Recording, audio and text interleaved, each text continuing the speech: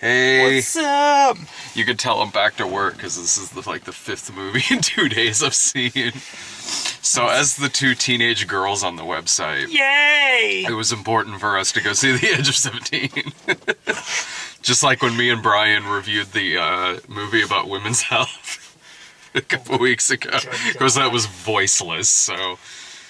Well, you sent us all to see The Duff, so I mean that was. That's true. That's true. This You movie, guys had this Sarah movie with was you. much better than The Duff. Was it? This is a really good movie. It is a really good. It's The Duff was very much caricatures of people. Mm-hmm. Where This one's about this people. one's about real people. Like Yeah. it's like I can see all these people. Like they're of course archetypes, but they don't come across as hokey ever in this movie. No, this movie definitely takes its inspiration and takes its cues from the right kinds of movies like this. There's a lot of 16 Candles in here. There's a lot of like Fast Times at Ridgemont High inspiration where I mean not to say that like teen movies that use a lot of caricatures or a lot of silliness and zany wacky things like that aren't like bad. Not to say that at all. Like some of my favorite 80s movies are shenanigans movies like Screwballs and things like that. Yeah. But it's nice to have something like this that is a lot more. It's got heart. Yeah, That's exactly. what it is. It's definitely funny, but it also has those really just, real moments that people would go through. Not just, oh, here's something and it's gonna be all right in the end. It's it's. Oh, when it gets to the third act of this movie, like it gets legitimately kind of intense in one scene. Yeah. I was like, this could go a couple places. Yeah. I was wondering about that. That was just. Like, I am legitimately really nervous in this scene. This is about to turn into a really hard movie. Well, then also, like, break the tension with that stupid. The fucking reclining seat that just takes forever. Yeah. So it knows when to kind of break that tension a little bit. It's still serious, but it's like, all right, we're gonna dial it down a little bit because this can go in one of you're right, go in a few different places. So we're gonna dial it back and let you know that it's probably not gonna head that direction. Yeah. Hey, baby, you want to go to the point? Yeah, right. It's Fast Times. No, this between the last couple of teen movies I've seen, between this and middle school, the worst years of my life. No. that does not even count. That wasn't even good as a silly, wacky teen movie. Like this is leaps and bounds above that. It's a genuinely funny movie. Like if you want to know what the idea of the movie is, she's an awkward teenager, and it sucks being an awkward teenager, especially when legitimately awkward things are happening, regardless of how you are in your social life and everything. It's gonna be awkward if your best friend is dating your brother. who's also perfect, good grades, built, attractive guy that, attracts the females, and she's the awkward, just kind of ugly ducking sixter that got all the recessive traits. So yeah, they compare her and her brother to the movie Twins at one point, where he's Arnold and she is Danny DeVito. Yeah, so you gotta appreciate, regardless of it being an insult, you gotta appreciate a good Twins reference. Right. So really, it's just kind of about her dealing with shit, and regardless if, you see yourself in this character or not, regardless if you've literally gone through things the character goes through in this, like, everyone has that point of awkwardness in their life. So you can relate in some way, shape, or form, or at least get an idea where she's coming from and how she feels about these situations. And it helps having a character like Woody Harrelson in there too, who's fantastic in the film. Like in the mentoring role, yeah. The mentoring role as the teacher, who it never actually shows him smoking pot, But his eyes are bloodshot through about half of this movie. It's either that or the alcohol. One of the two things. He's just got to the point of his career. He's like, I'm just gonna phone it in, and she won't let him. I don't think. You mean the character? No, the character. No. Woody is great in this movie, but as the teacher, he's phoning it in. Like, the teacher himself, not Woody. No, Woody's great at it. He's fantastic in this film. I could see this getting some recognition in terms of acting. Honestly, probably maybe even screenplay.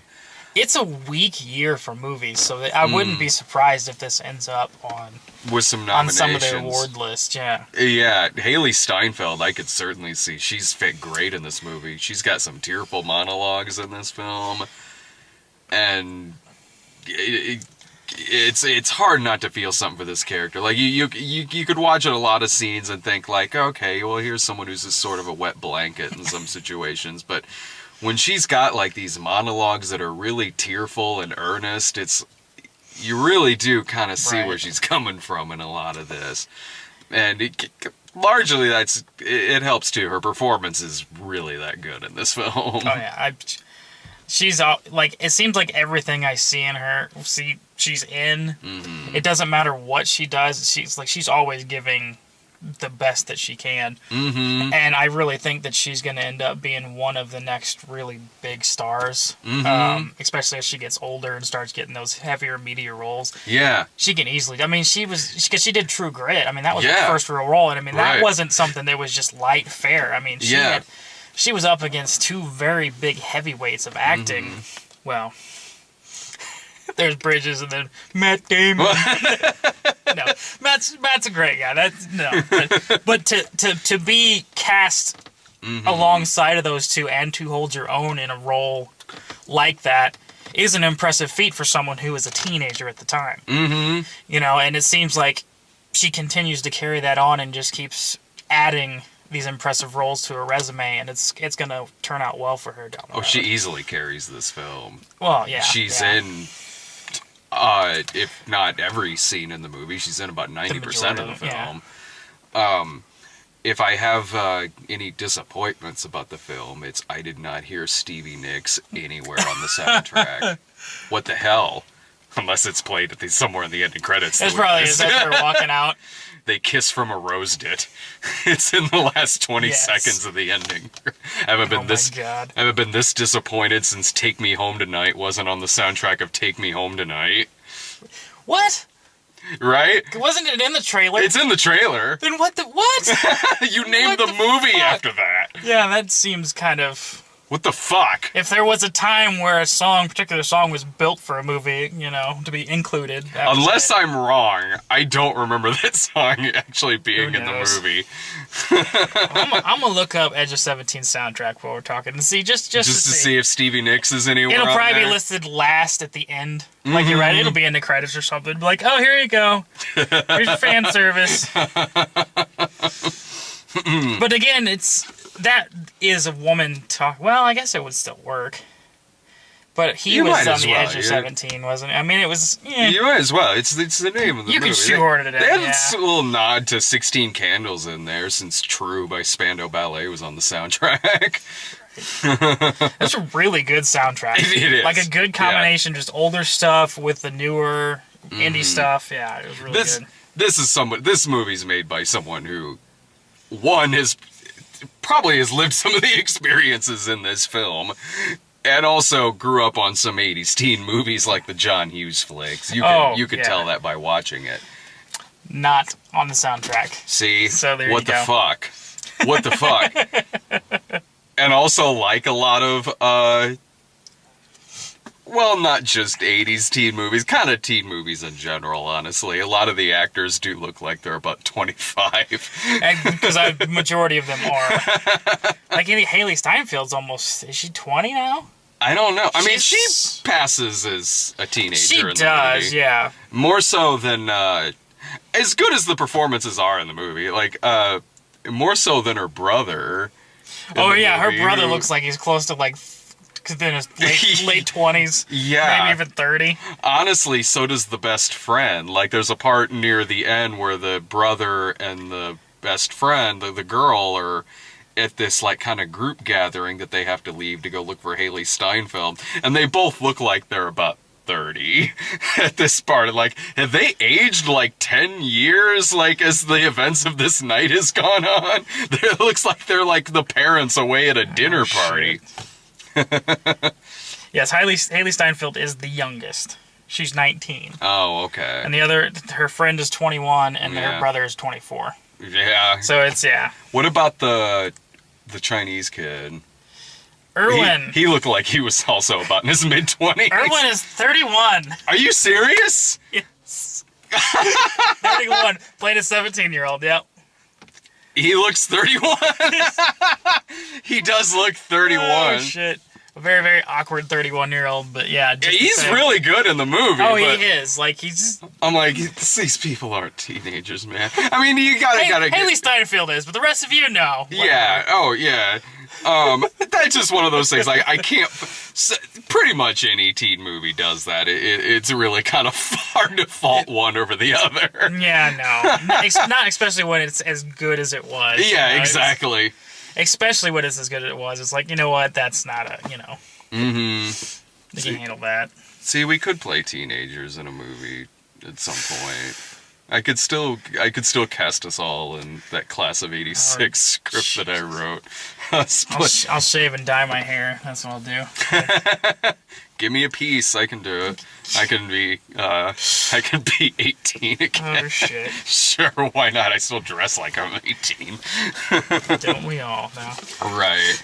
Now, I highly recommend the movie. Between the two movies that I saw tonight, Fantastic Beasts and this, I enjoyed this one more. And I liked Fantastic Beasts just fine, but I had a much better time at this film. Yeah.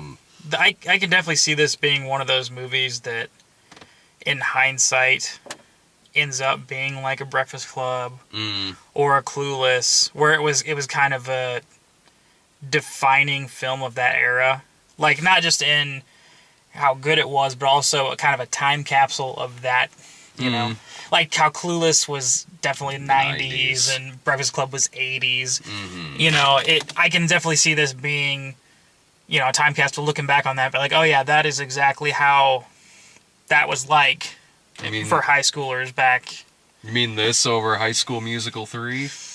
Just the third one. That was the only theatrical. I mean, I love me some Efron, but a perfect time capsule of the 2010s. Yes. Dirty Grandpa. Oh Jesus! Fuck me till your heart starts beating. That's some fucking movie.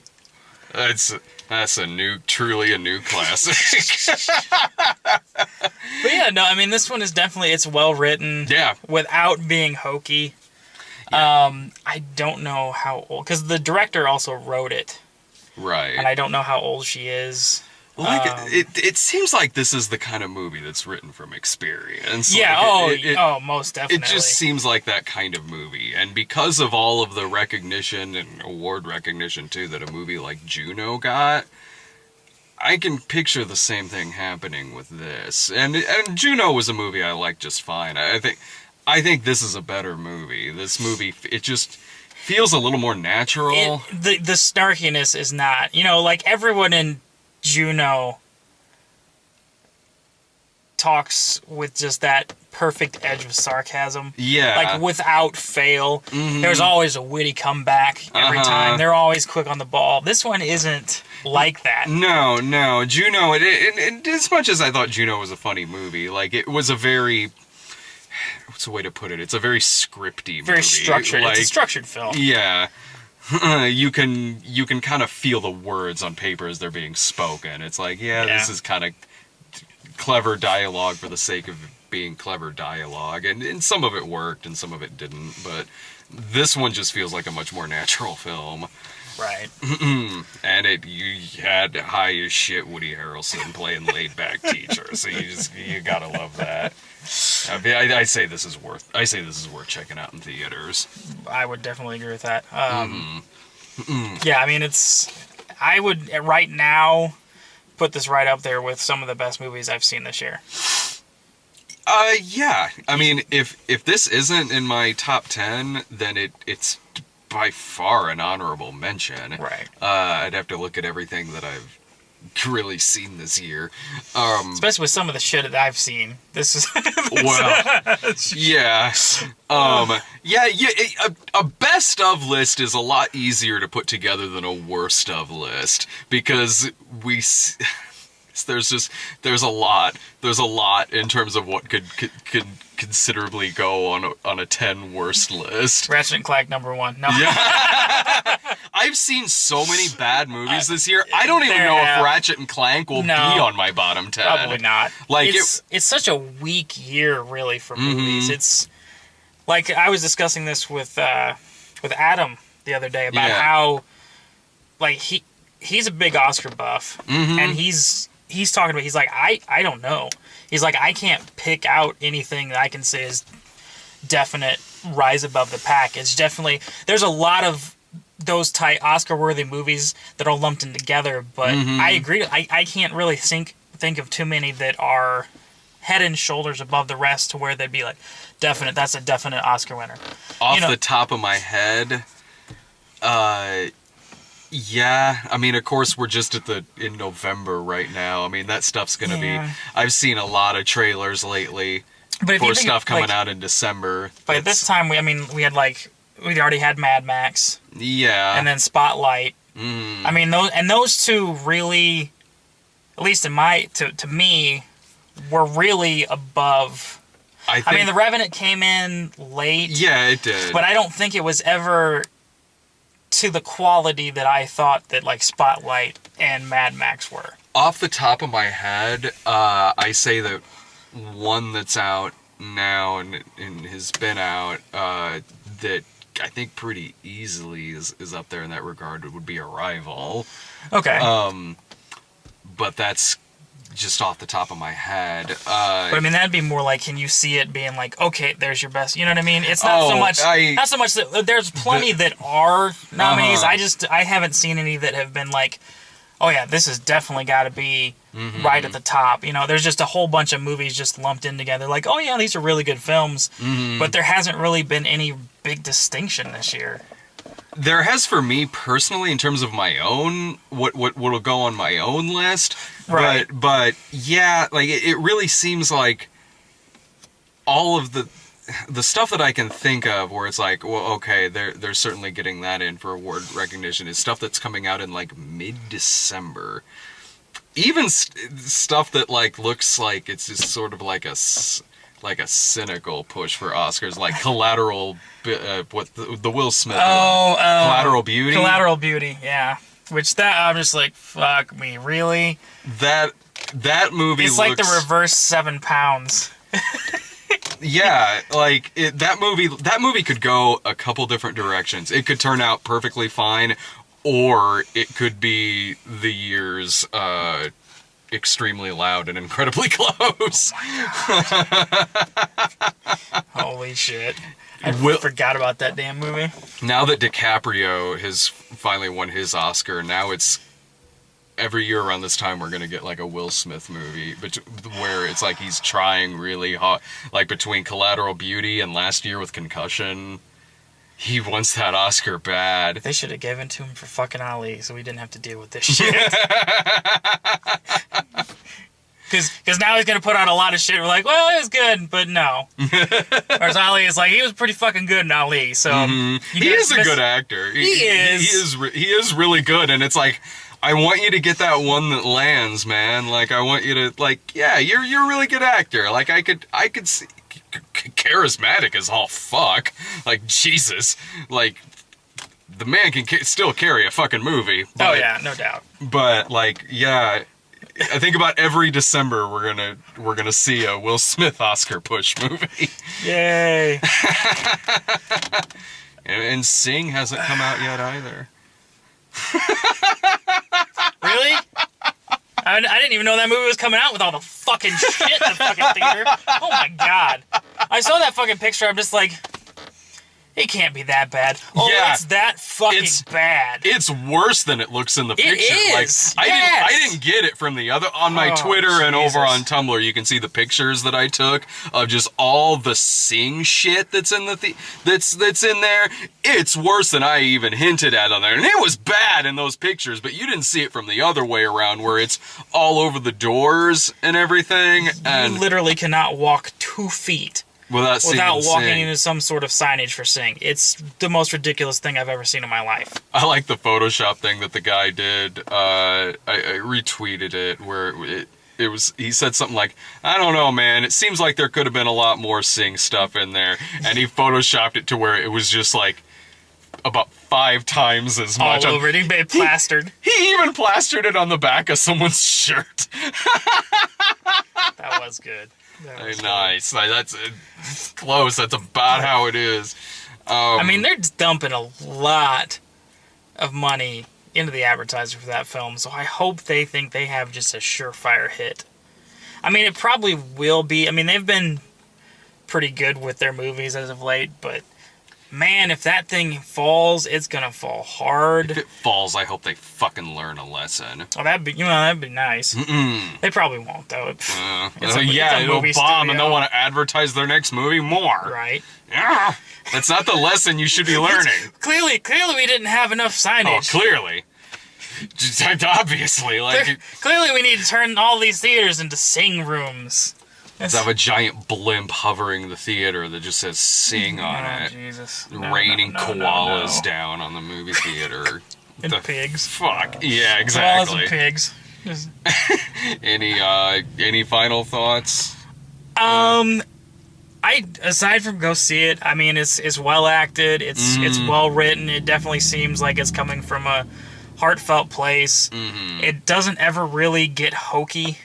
No, honestly. There's a lot of stuff like with this subject matter with teens and whatnot that get really hokey. This never really becomes in danger of that because of the more serious elements. You know, and you could just you start to feel like this could be someone you know, or someone that you've met that's experienced something like this.